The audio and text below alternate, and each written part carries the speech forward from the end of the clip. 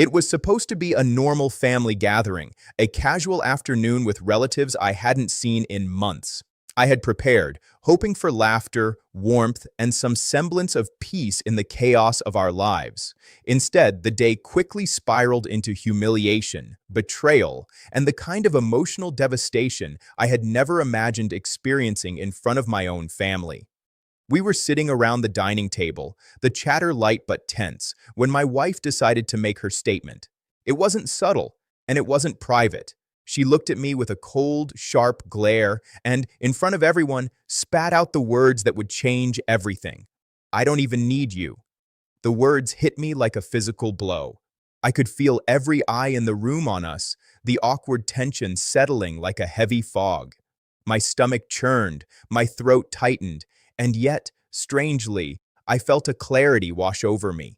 The embarrassment, the anger, the hurt, it was all there, but so was a resolve I hadn't felt in years. Without a word, I stood up. I didn't argue, I didn't beg, I didn't shout.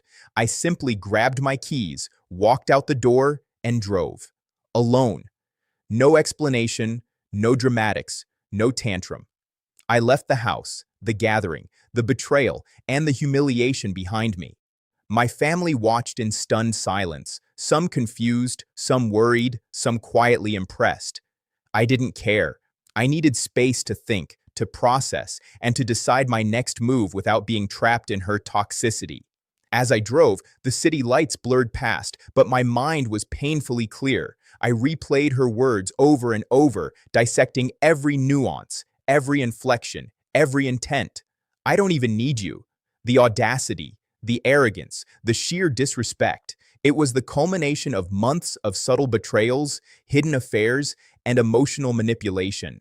She had finally crossed the line publicly, and I knew that whatever I did next needed to be decisive, strategic, and permanent. I spent the night in a quiet motel, away from the chaos, my thoughts racing. I reviewed everything: messages, emails, missed calls, suspicious behavior, and all the small signs I had chosen to ignore over the past year. The picture was clear. She had been deceitful, self-centered, and reckless, and the humiliation she had inflicted was only the tip of the iceberg. The next morning, I returned home, not to apologize, not to negotiate, but to act. I changed the locks on the doors. I collected important documents, financial records, legal papers, and evidence of her behavior. I didn't need to yell. I didn't need to scream. My actions spoke louder than words. I was reclaiming control over my life, my home, and my dignity. She arrived later that day, confident as always, expecting chaos, begging or confrontation. Instead, she found an empty house, new locks, and a note. "Think about your actions. We'll discuss the future when you're ready to be honest and accountable." Panic set in almost immediately. The woman who had flaunted her independence and manipulated our lives for months suddenly realized that her audacity had consequences. She couldn't intimidate me, charm me, or coerce me anymore. For the first time, she was faced with the fact that she had lost control. Over the next few days, I consulted a lawyer, preparing for divorce proceedings. I documented everything meticulously: texts, emails, eyewitness accounts, and behavioral patterns. The evidence was undeniable. The betrayal was complete. But I didn't rush into confrontation. I acted with patience, letting the reality of her actions sink in while I prepared for the legal and personal steps that would follow. When she finally reached out, frantic and panicked, I remained calm. I listened, acknowledged her concerns minimally, but never apologized for taking control of my life. Her panic only reinforced the power of my decision to walk away in silence. She realized too late that actions, not words, define consequences. Divorce proceedings were swift, structured, and fair. Custody of our children was arranged to protect their well-being, finances were secured, and boundaries were firmly established. I didn't seek revenge in the traditional sense. I sought stability, fairness, and the restoration of a life that her reckless arrogance had threatened to destroy. Months later, reflecting on that day, I realized how pivotal it had been.